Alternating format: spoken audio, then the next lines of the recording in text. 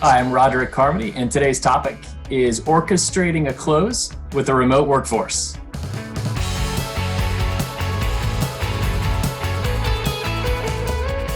My guest today is Jen Iwanicki, a director at Cross Country who specializes in helping clients improve their month-end close process. Jen, thanks for joining me. Thanks for having me. I appreciate it. I think even in the best of times, the close can be a challenge for clients. It's stressful, a lot of late nights, always seems to be running out of time. And then you take that and you put it in today's environment, exacerbated by a remote workforce, technology solutions stretched to their outer limits. I can really only imagine that clients are reinventing the close on the fly. From your perspective, now that we have a couple of virtual closes behind us, what are you seeing in the marketplace? Sure. So surprisingly, and maybe it's a little counterintuitive, we're seeing clients use this current situation as an opportunity to reevaluate the close process.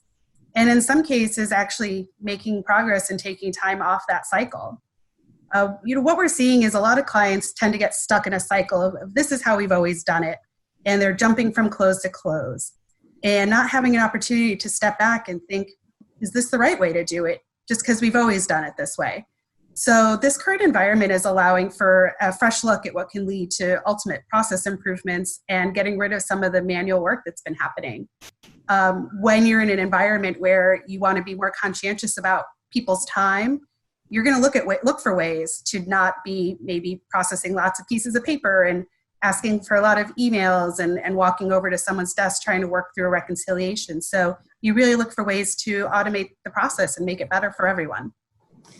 Thanks, Jen, and maybe not what I was expecting to that question. But if a CFO called and said they wanted your advice, they did want to use this time to really think about how to improve the month-end close process, what advice would you give them? Sure. I think I could boil it down to maybe three top things. The first, having a full view of the close steps. That's documented and used as a communication tool to track progress, escalate issues, and be able to provide transparency to the leadership team as to where everybody is. We've been working with a client where they had a very accounting function focused calendar. And when we dug in with a lot of the different teams, we found out that there were things happening on the operations side that were holding up the accounting work. And so when we were able to document that and really kind of unwind it, we were able to shift some of the times and the efforts around so that they could actually get to that desired close date. Another tip I would suggest is evaluating activities using a time and risk perspective. So, looking at things like reconciliation and trying to tie things out to the dollar or to the penny isn't always the best use of time and probably doesn't have a lot of materiality. So taking a pause and thinking, maybe this worked when we were a $50 million business or a $100 million business, but now we're much larger. We're international. We don't necessarily need to tie out everything to the penny. And changing that policy can help make some of the procedures go a little faster. And then my final point is really around the people and increasing the frequency of communication. So having a daily huddle if you haven't been having one before, maybe having 2 a day if you're in a very critical part of the close process, really effective and gets everyone together as a team. Having the post-close and pre-close meetings to align on what might be issues, what's coming down. Maybe there's an audit. Maybe there's a system outage or an upgrade that's planned. So being able to communicate that across the team builds transparency. And then finally, making sure that keeps the culture of the company, right? So you want your team to understand, still feel like they're connected and part of the team and not just processing journal entries for the sake of journal entries. Having that communication line is really important to keep up morale and keep up the culture. Switching gears slightly, we're hearing that a lot of clients are thinking about digital transformation in this environment. And I'm curious, are you hearing things from clients related to potential technology improvements to accelerate the close process? Yeah, absolutely. And it doesn't always have to be about a big ERP implementation or reporting tool. There's 3 types of quick wins where the win is measured in a matter of weeks rather than a matter of months or a year.